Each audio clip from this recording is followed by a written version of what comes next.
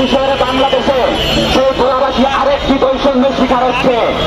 তা হচ্ছে আমার ভোলার গ্যাস আমি পাচ্ছি না, যেটা পাচার করা হচ্ছে, যেটা আমদানি করা হচ্ছে। কিন্তু আমাদের ভোলা জেলার প্রাণের দাবি ভোলার গ্যাস ভোলাই চাই। আমরা এই বৈষম্যের শিকার হতে চাই না। আগে আমার ভোলা জেলার প্রতিটি ঘরে গ্যাস পৌঁছাবে, তারপর আপনারা ভোলার গ্যাস পাচার করবেন।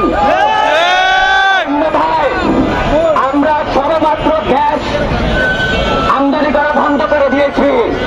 আমরা ভোলার সমাবেশ ঢাকায় এনেছি। ভুলে যাবেন না আমরা সংখ্যায় কম। একটি শব্দ ছিল আবার আসবে ফাগুন, আমরা হব দ্বিগুণ। আমরা আবার ফাগুন হব। ভোলার সমাবেশ যেহেতু ঢাকায় এসেছে, ঠিক তেমনি হবে ঢাকার সমাবেশ সচিবালয়ে যাইতে বেশি সময় লাগবে না। প্রিয় সহযোদ্ধারা, আমি আমার পরিবারের একজন সদস্যকে হারিয়েছি শুধুমাত্র উন্নত চিকিৎসার জন্য। আমরা ভোলাবাসীর একটি মেডিকেলের জন্য উন্নত চিকিৎসা থেকে বারবার বঞ্চিত হচ্ছি। আর কোন আমার ভোলাবাসীর প্রাণ অকালে ঝরুক এটা আমরা চাই না।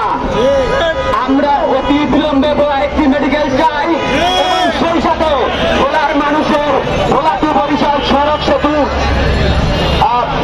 নির্মাণ করার জন্য দাবি জানিয়ে আমি আমার বক্তব্য এখানে শেষ করছি। বাংলাদেশ জিন্দাবাদ।